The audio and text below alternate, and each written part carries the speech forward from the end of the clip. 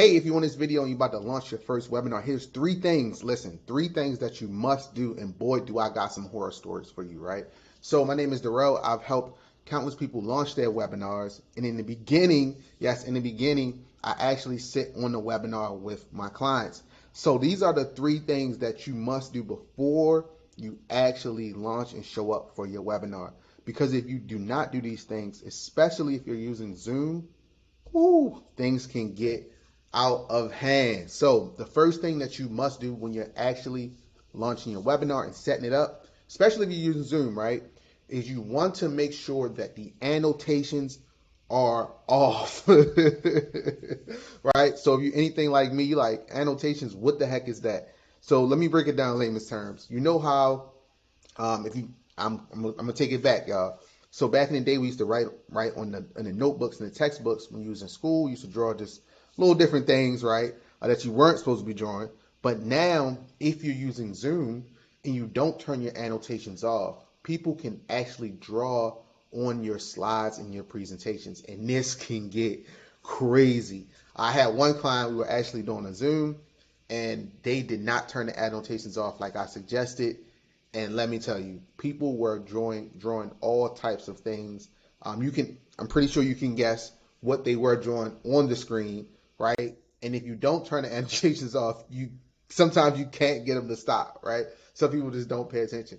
So the first thing I always tell my clients to do and I instruct them to do is to turn the annotations off, because especially if it's your first webinar, you don't want to get frizzled, you don't want to get frazzled, and people drawing, eggplants on the screen can definitely throw you off, especially if it's your first time, right?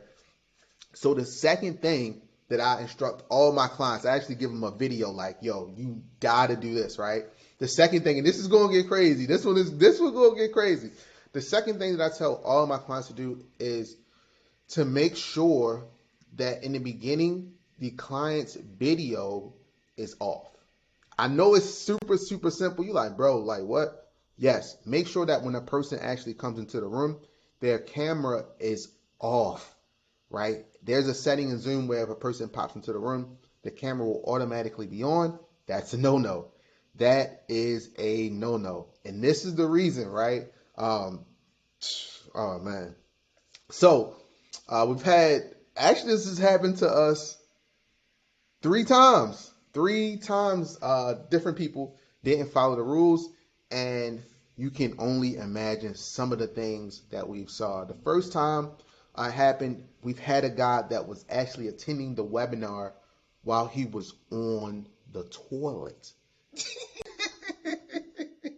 Yeah, it's crazy. So the guy was attending the webinar on the toilet. He had his phone. You can only imagine glancing down, and everybody on the webinar was just looking at his side of the screen like, wait, is this guy using the, hey, he was getting the information, right? So the second craziest thing, and y'all won't believe this, we just had to be there, right? The second craziest thing was my client did not turn the, she didn't have the camera automatically off. And yeah, there was a couple that was legitimately making love on the web. Like, I guess they wanted to get the information, but they had to scratch an itch, and it was crazy, right? So that's why I always. And the third thing that happened, well, it's too crazy for YouTube, man. It's too crazy for YouTube. But I always tell my clients, make sure that you make sure that they have their camera turned off when they first enter the room. Then the third thing is really, really important as well. And this one, if you don't do it, can really throw you off, especially if you're new in a webinar. If if it's your first time doing a webinar, it can really throw you off. And that is to mute all people upon entry and not allow people to unmute themselves unless you give them permission. This is crucial because let's say it's your first time doing a webinar, you might have some pre-jitters, you kind of new to your presentation, you might not have warmed up, so you have people unmuting themselves at will, just saying anything, right? You got background noise, you got this, that, kids yelling, Murray, go get the steaks. It's just crazy, right? So I tell everyone to make sure that they click that button that says, that does not allow any of the participants to unmute themselves unless you allow them to unmute, right? It's really, really crucial. If you do not do these three things, number one, turn off the annotations because people will be drawing cucumbers and eggplants on your presentation. You'd be upset, right? So number two, make sure that you actually tell the people, you actually not allow them to have their camera on when they first enter the room. You do not know what people are doing. Believe me, right? And the third thing you want to do is you want to make sure that the people that are attending the webinar cannot unmute themselves at will. You have to allow them to unmute, and this will save you a ton of headaches and some embarrassing moments. So listen, if you're running your webinar, if you have not run your webinar yet, you're thinking about running a webinar, maybe a little shaky, maybe scared, like the slides, XYZ.